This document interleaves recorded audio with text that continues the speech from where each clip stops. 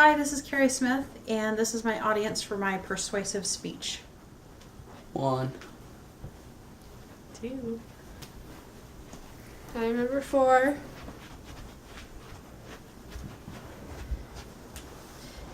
Summer of 2000, I found myself in a car with my best friend traveling across the United States. We made a stop in Waukene, Kansas, and if you've ever been to West Kansas, you know that there's not a lot of towns that are out there. And so when we stopped, my friend asked me, "Hey, do you mind if we share a soda because we only have one cup holder?" To which point I didn't really care. I wasn't a big soda drinker, and I thought, sure, we can share a drink. So we went into the store, we went our separate ways, and I went and got snacks and she went and got a soda. And when we came out to the car, she offered me a drink, and when I took a drink, I almost spit it out. It was so disgusting, and I actually shrieked out at her, "What is in this?" She told me, well, of course it's Diet Pepsi. This was very foreign to me, and I had never really experienced that taste. I'm going to take a stance today, and I'm going to say that addiction to diet soda begins with the first drink, a single moment. Ironically, the loss of this addiction takes infinitely more than just stopping. Somewhere in the middle of this sojourn, a process has to begin to empower you to stop. So 2 other situations that kind of accelerated my addiction was in the summer of 2001. I was working in Alaska. Soda was free to all the employees, and so I continued to drink Diet Pepsi. Then fast forward to the fall of 2001, and I went on a cruise with about 15 of my friends. We went on a 3-week cruise, and when you get on the cruise ship, one of the things that they do is they offer you a Coke card.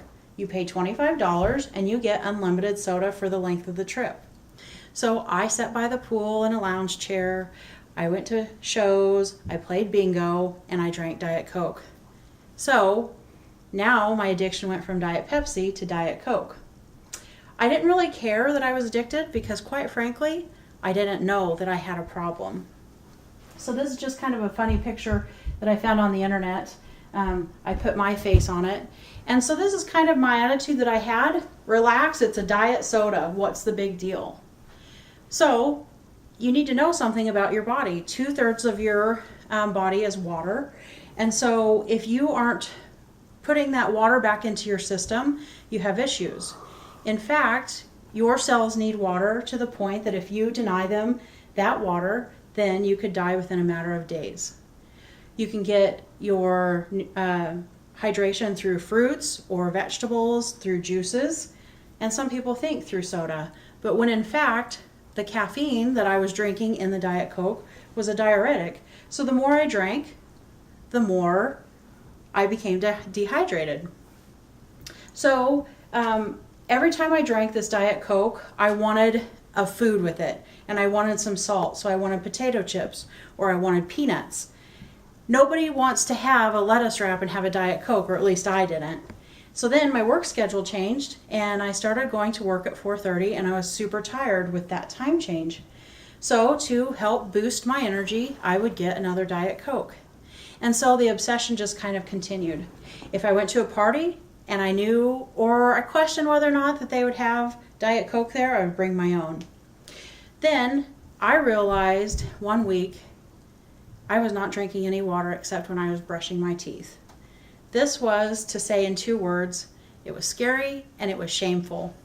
So your body goes through periods of exhaustion, you might have aches, and you might have speed bumps along the way, but my speed bump was actually a brick wall, and it was diet soda. Now, I don't mean to pick on Diet Coke, that was just the drink that happened to become my drink of choice. So I tried to quit, but I couldn't. I would get migraines, I felt horrible overall, so I would just go back to the drink because that would be the quick fix to make me feel better. And so the more I drank, it was kind of like the more I became obsessed. So I want to talk about some benefits to healthy living, and on this slide here, you can see that a healthy body has an improved life.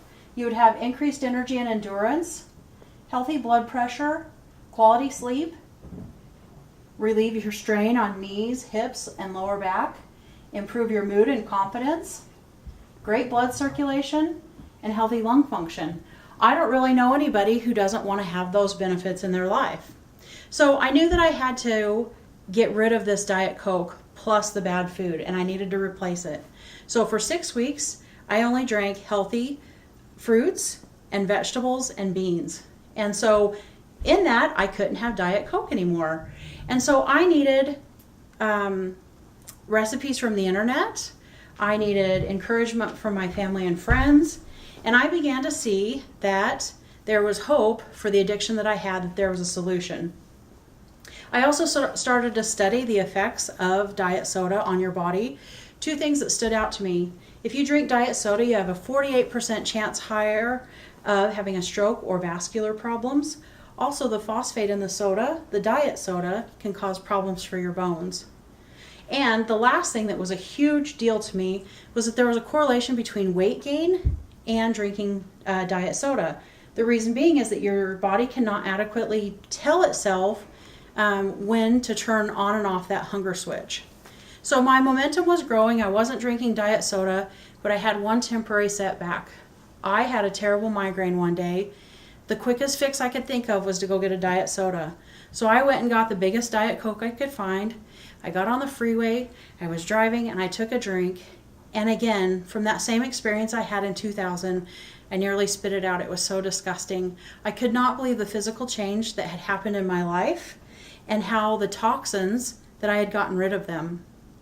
So when I put protein and dairy back into my life, I was concerned that I might go back to the Diet Coke. But to me, there's no mystery. You only get one body. I'm the weakest person that I've ever known, but I had to just stop thinking about it and just do it. I can't believe the liberation and freedom that has come from getting rid of this Diet Coke obsession. So yes, I realize I'm still overweight, but I also realize that addictions come and you have to go through a process to get rid of those.